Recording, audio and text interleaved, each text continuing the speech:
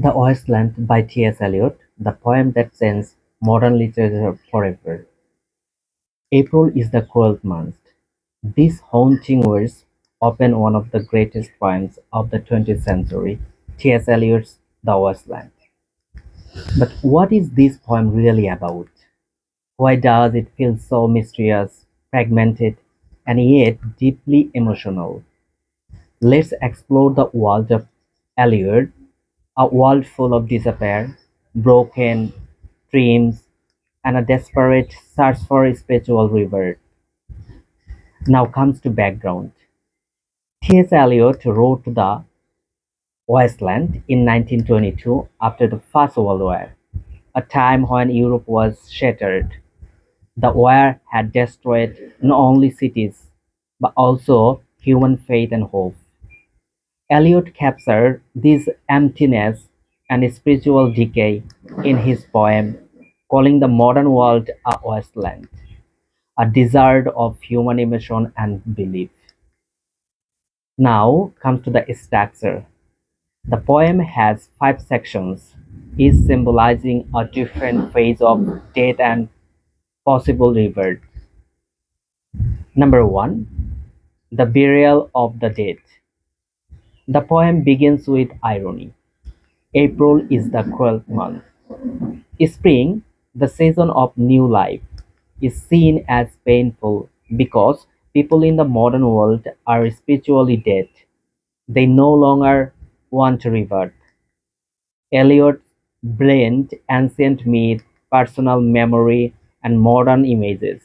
A city, a city full of lifeless people moving like shadows under a brown fog. It reflects emotional and moral emptiness.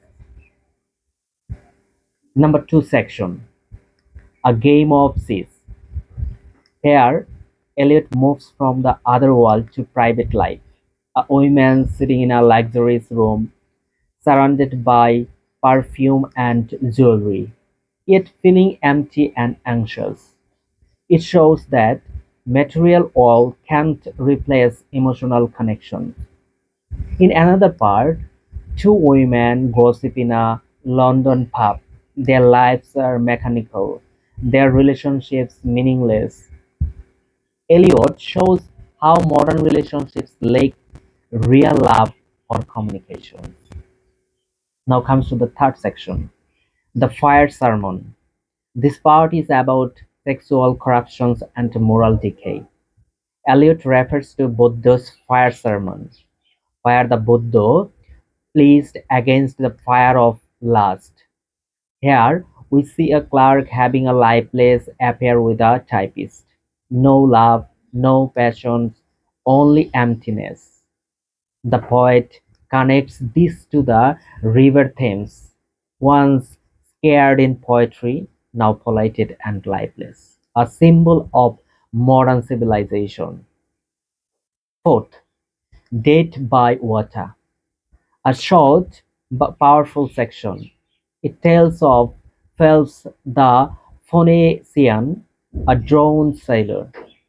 His death reminds us of the cycle of life, death, and renewal, but also the warning that those who forget spiritual values will drown in materialism.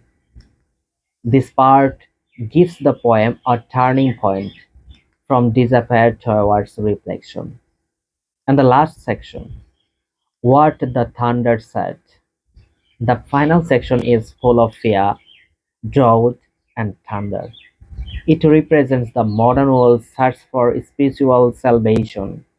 Eliot mixes Christian, Hindu, and Buddhist references, showing how humanity must seek wisdom from all traditions. The poem ends with the Sanskrit words Shanti, Shanti, Shanti, meaning peace, peace, peace. After chaos and confusion, Eliot offers a faint hope. Peace can still be found through spiritual awareness. The Wasteland isn't just a poem, it's a mirror. It reflects how modern humans lost touch with love, faith, and purpose. Yet, Eliot leaves us with hope. Even in the darkest desert, the sounds of thunder still whispers. There can be peace. If you enjoyed this summary, subscribe for more English literature explained in beautiful storytelling style. I'm Ashish, and this is your Literally World.